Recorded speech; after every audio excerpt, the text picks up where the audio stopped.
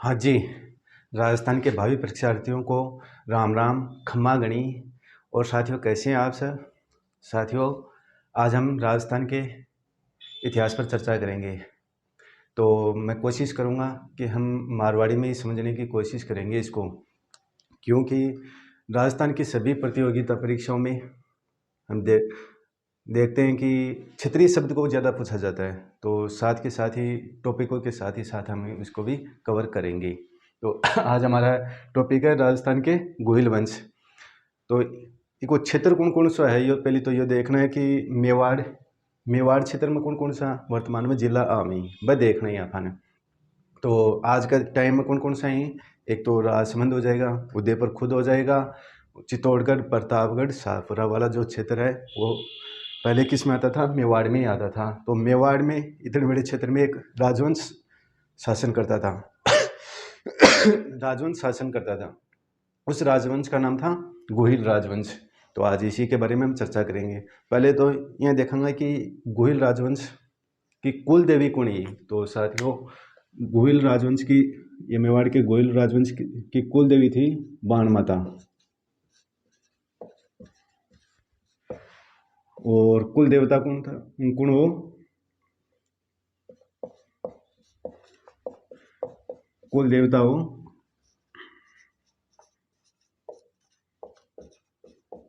एकलिंगनाथ जी।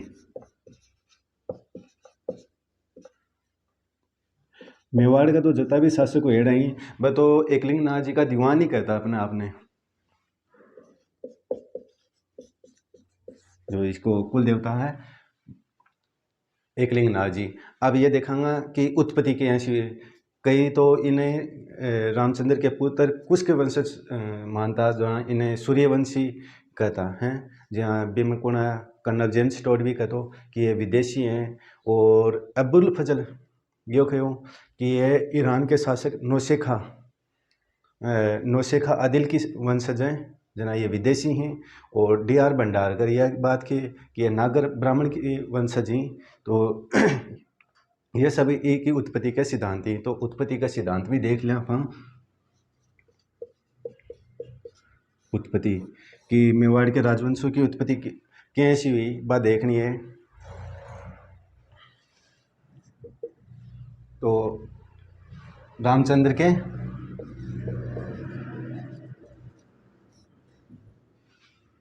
रामचंद्र जी के पुत्र कुश का वंशज मानता है, तो सूर्यवंशी का था। और विदेशी कौन कौन का था? विदेशी एक तो अपने राजस्थान को पितामह के, इतिहास को पितामह के कर्नल जेम्स टॉड विदेशी समर्थक कौन है? Colonel James Tod. और एक तो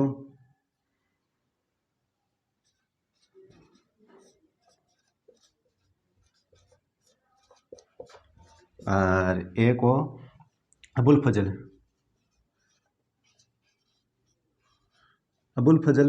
भी विदेशी ही मान दो इन।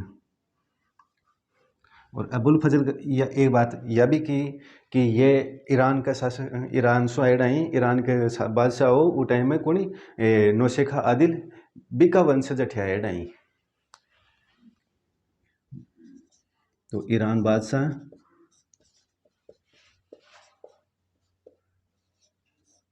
कौन? नौशेखा आदिल। हाँ, ईरान विदेशी कोई और समर्थन करे हैं कौन? अबुल फजल भी। अब है डी.आर. भंडारकर कहता है, डी.आर. भंडारकर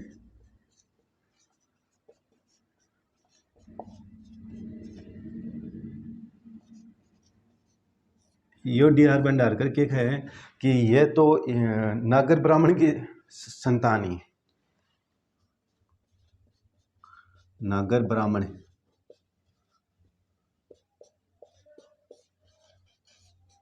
संतान ही। यह तो होगी कि मेवाड़ के राजवंश की उत्पत्ति किस प्रकार से होती है। इसके बारे में देखा रामचंद्र जी के पुत्र कुश की वंशज होने के कारण इन्हें सूर्यवंशी भी मानी और विदेशी मानी। कर्नल जेम्स टोड जी से जना बिना खान राजस्थान के इतिहास को पिताजी हैं। और अबुल फजल ईरान के बादशाह नौशेखा आदिल के वंशज मानी कि ये अबुल फजल भी कहे कि ये मेवाड़ के शासक हैं, ये विदेशी ही इराक से एड़ा हैं। इराक का शासकों नौशेखा आदिल बिका ही वंशज ठिया एड़े की शासन करे लागा, ये करे ही अबुल फजल जी। और डी आर भंडारकर की कि नहीं, ये तो नागर ब्राह्मण की क्या ही संतान ही। ये तो होगा उत्पत्ति के बारे में आपने। अब आप देखेंगे कि एक गुहिलादित्य एक शासक हेड है गुहिलादित्य, उसके बारे में देखेंगे। जो गोहिल वंश की क्या करता है, स्थापना करता है। आदि पुरुष भी कहे मैंने और मूल पुरुष आदि पुरुष भी कहे, तो गुहिलादित्य के बारे में देखेंगे।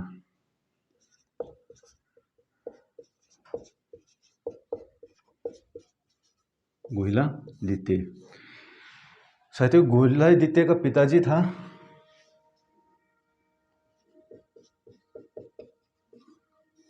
शिलादित्य।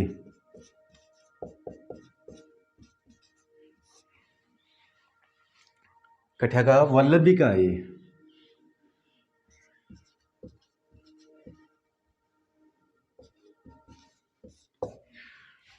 पिताजी को ना शिलादित्य, शिलादित्य वल्लभी का शिलादित्य थे। तो इसकी पत्नी थी यानी कि गुहिलादित्य की माता जी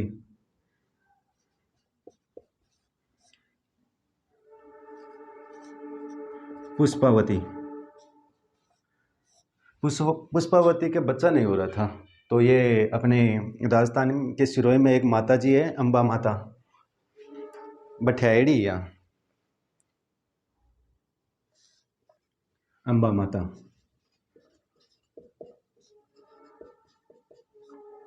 सिरोही में मन्नत मांगेड़ी पुत्र प्राप्ति के लिए और गर्भवती हुई गिजना या अपनी मन्नत की पूरी करने के लिए खुशी में अंबा माता जी का दरबार आएगी। पीछे से विदेशी अन्य आक्रमण कर दिया इस पर, विदेशियों ने।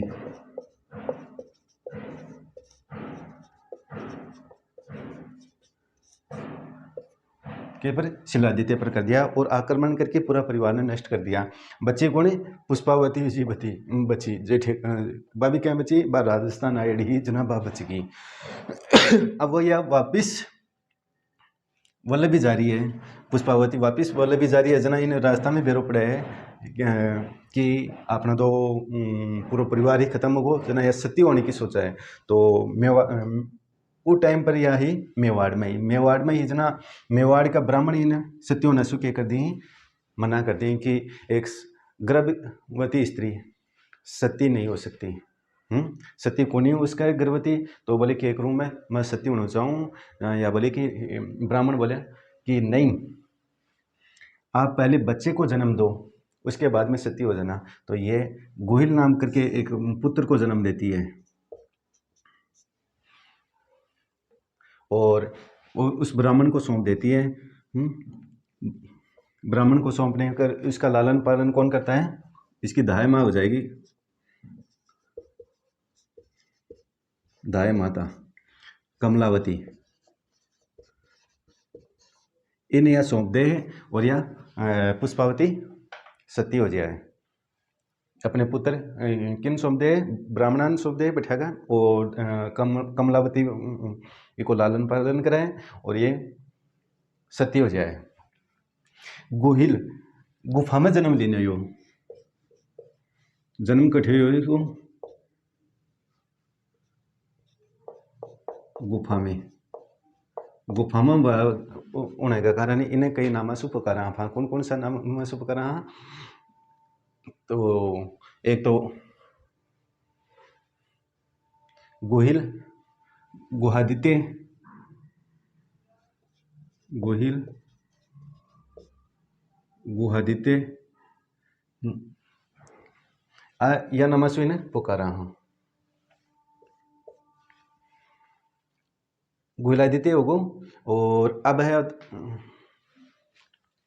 इसका पुत्र इसको क्या कहा जाता है, ये गोयल वंश की नींव डालता है, तो इसको आदि पुरुष कहा जाता है। एक तो गोयल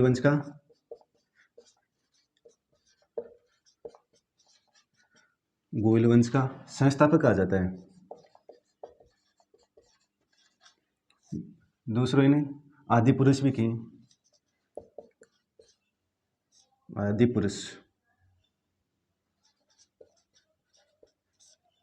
मूल पुरुष,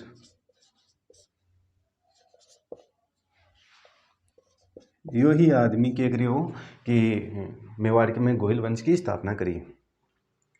अब इको आठवां वंशज, इको ही आठवां वंशज,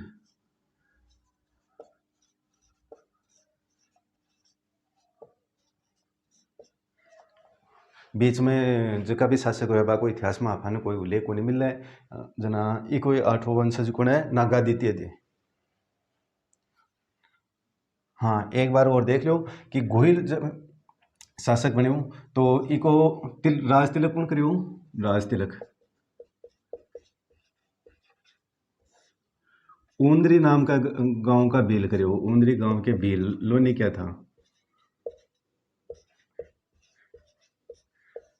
जनाबाद में जता भी राजा बनता बाको राज तिलक भील ही करता, एक गांव का भील ही करता। अब है एक आठवां वंशज कुणो नागार द्वितीय था, नागार द्वितीय। यो या मेवा गोइला बेला पर क्या करतो, बहुत ज़्यादा अत्याचार करतो। जहाँ बेली सु परेशान आ, एक दिन बेली ने मार दियो। तो इको पुत्र हो कौन आपने, इसका पुत्र हो कालभोज, जिसकी कहानी आप हाँ भाई आगे देख सा। इको एक बार फिर से देख लें कि गोइलादित्य जो मेवाड़ के गोयल वंश को क्या है, संस्थापक है। इन आदि पुरुष भी कहीं और प्रथम पुरुष भी कहीं। इको पिताजी है शिलादित्य। शिलादित्य की भी साथियों एक कहानी बताऊं आप थन में कि शिलादित्य की माता जी थी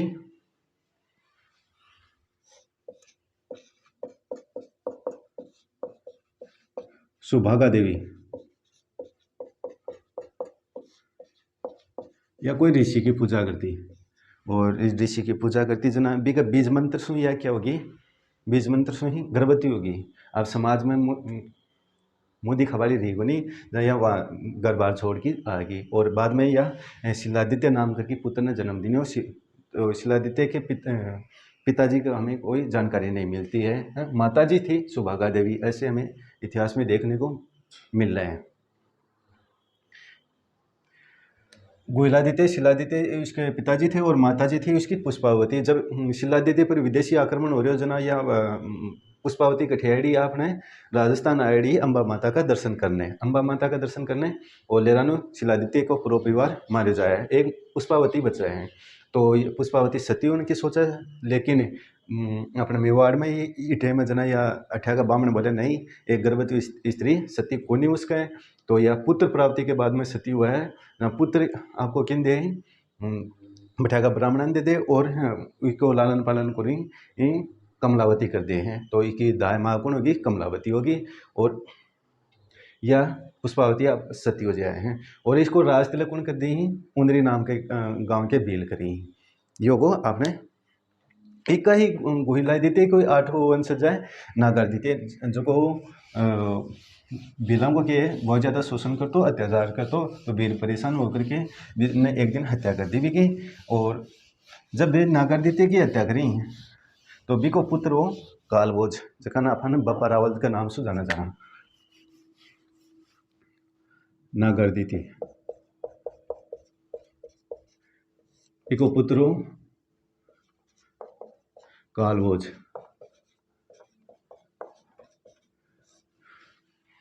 इन्हें जब यो एक नागरदित्य की हत्या करी जना 3 वर्ष को, अभी की माता जी बिलासु परेशान होकर के भैंसों क्या करी कि कमलावती के वंशज जाकर नहीं लेगी। कमलावती को वंशज कौन जगह ने इन्हें अपने गोइलादित्य ने पालन पोषण करे भी का वंशज जना लेगी कि भाई थे ही बचाओ इन। तो अब कमलावती के वंशज भी डर का भी लासू कि इन्हें बचा को नहीं पाऊंगा, जहाँ बे केगरे ने काल भोज ने जंगल में लेगा, जंगल में छोड़ दियो हरित ऋषि के पास में।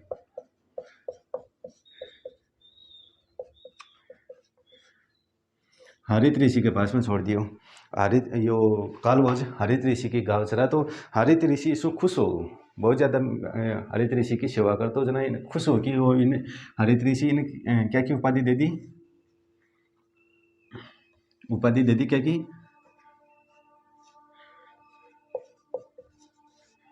एक तो का बापा की दे दी, और दूसरी दे दी अपने एकलिंग जी का दीवान।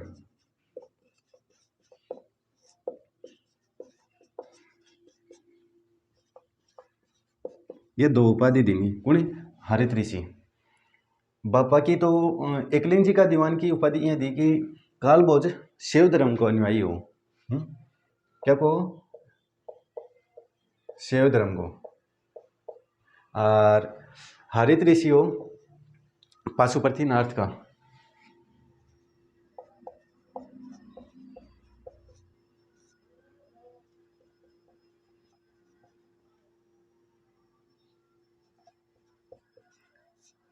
अनुयायी थू।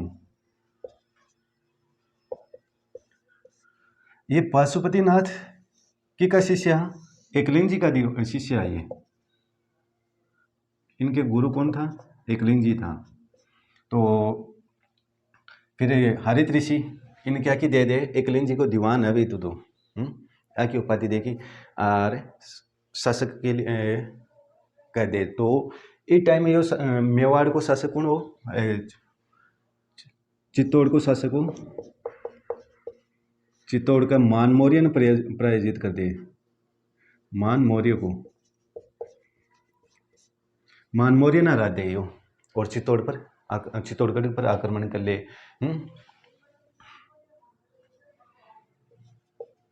आक्रमण करके इन तो हरा दे है, और क्या कर दे, मान मौर्य को पराजित कर देता है। और विजय के उपलक्ष्य में क्या करा है, ये उपाधि ले कौन, कालभोज। क्या की उपाधि ले, एक तो हिंदू सूरज,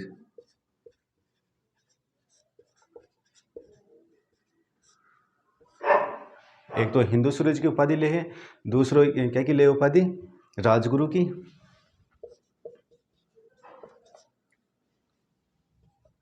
और तीसरी उपाधि ले हिंदू सूरज, राजगुरु और चकवे की उपाधि ले। ये तीन उपाधि ले कौन, चित्तौड़गढ़ पर विजय उपलब्ध कराने के बाद में ये तीन उपाधि ले। और सस बनने के लिए हरित ऋषि ने आशीर्वाद दे और बापा रावल और एकलिंग जी का दीवान की उपाधि दे है। ये तो होगा कालभोज के बारे में। अब कालभोज के बारे में कुछ अद्भुत तथ्य भी हैं साथियों। कौन कौन से, हाँ, एक तो कालभोज की राजधानी क्या है, राजधानी यो स्थापित करा है नागदा, या और देख लिया आपने, है ना। जब चित्तौड़ पर आक्रमण करे, विजय शासक बनाए, तो राजधानी क्या बना हुआ है, नागदा बना दे। अब है कि कालभोज 16 हाथ का तो दुपट्टो राख दो, और 35 हाथ की धोती पहन दो, और 32 मन की क्या ये तलवार है। ये भी इसका अद्भुत तथ्य है। और चार बकरा और 2 भैंसा को एक साथ बलि देता हूँ, यानी कि भोजन एक साथ में करते हो, अतो खातो यो कबा को मतलब आज जाला तो कुछ भी को नहीं खाता, ये कहा गए आज जाला 2-3 जना खाए बताओ तो यो नाश तो कर दो। तो यो गो आपने नागा दीते कौन हो, गोला दीते कि 8वीं पीढ़ी को पुत्रो वंशजो अद्भी को पुत्रो कालभोज। एक हत्या की कौन करी, बेल कर दी। क्या करी, बेल, जब ये बेला को बहुत ज़्यादा शोषण करता हो। अब कालभोज जब एक ही हत्या करी, जहाँ कालभोज 3 साल को हो, एक ही माता जी पुष्पावती को वंशज जाकर लेगी कि बे थे बेला सु बचाओ मैंने भी कमलावती को वंशज भी क्या करे, बिलासु डर की इन्हें जंगल में हरित ऋषि के पास में छोड़ दिया। और हरित ऋषि एक ही गाचरा तो सेवा कर तो खुश होकर इन्हें भापा की दे दी उपाधि, और एकलिंग जी की उपाधि दे दी, और शासक के लिए, मेवाड़ के शासक के लिए आशीर्वाद दे दियो। वो चित्तौड़ पर आक्रमण कर रहा है बापा रावल। तो चित्तौड़ को शासक कौन है वो टाइम में, मान मौर्य है बिन पराजित कर रहे, चित्तौड़गढ़ पर आक्रमण कर दे, राजधानी कौन क्या बना दे, नागदा बना दे। और जो ही वो विजय हुए तो हिंदू सूरज की उपाधि ले, राजगुरु की उपाधि ले और चकवे की उपाधि ले। ये तो होगा अपना बप्पा रावल के बारे में। अब हम देखेंगे साथियों, इसके ही बप्पा रावल के पुत्र हैं अल्लट। अल्लट के बारे में देखा, अल्लट के बारे में कोई ज़्यादा जानकारी तो मिलती नहीं है हमें, लेकिन फिर भी हम देख लेते हैं अल्लट। अल्लट के बारे में एक उपनाम है, यानी कि आलू रावल के नाम से भी जाती है, आलू रावल। ये तो एगो उपनाम। राजधानी एक तो यो राजधानी स्थानांतरित कर दे, यो नागदा स्थापित करी अपने, तो यो भी की राजधानी के कर देखो बप्पा रावल नागदा करी ना, तो राजधानी के कर देखो एक तो आहड़ कर देखो, यानी कि मेवाड़ की दूसरी राजधानी क्यों जाएगी, आहड़ हो जाएगी।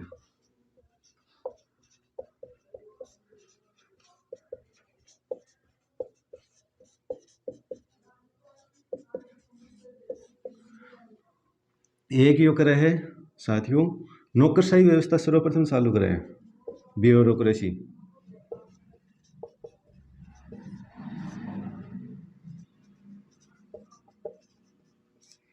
जना इन्हें नौकरशाही व्यवस्था को संस्थापक भी थे। तीसरो जो साथियों वराह मंदिर का निर्माण करता है। बस ये तीन ही काम करे हैं अल्लट। बस एक बारे में बाद में इसका पुत्र अजय है शक्ति सिंह। शक्ति सिंह के टाइम में क्या है कि शक्ति सिंह में 977 से लगभग 993 ईसा पूर्व तक वो ईसी तक शासन करे। तो एक टाइम में मालवा को परमार शासक के ही चित्तौड़ पर आक्रमण कर दी और चित्तौड़ को अपने अधिकार में ले ली शक्ति सिंह का। और परमारा कोई शासक है भोज सिंह। तो शक्ति सिंह के बारे में देख लिया था। शक्ति सिंह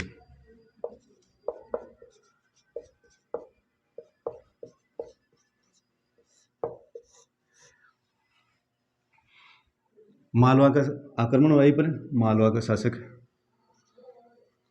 मालवा के परमार शासक आक्रमण कर देते हैं इस पर और चित्तौड़ पर आक्रमण करके चित्तौड़ को अपने अधिकार में ले लेते हैं। तो इको मालवा को एक शासक है के नाम है भी को भोजराज। भोजराज है जो को क्या कर रहे हैं, दो चरिए काम कराएगा। क्या काम कराए, एक तो भोज सिंह तालाब का भोजराज तालाब का निर्माण करता है।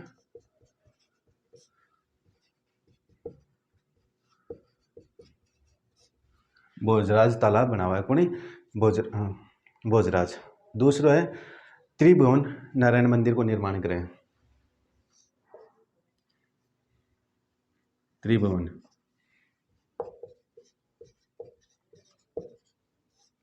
नारायण मंदिर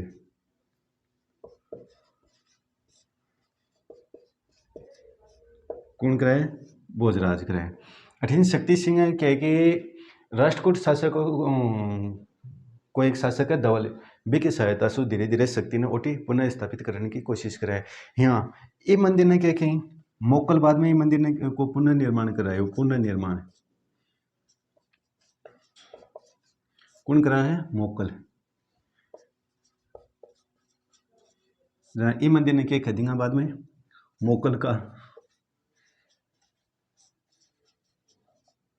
समिदेश्वर,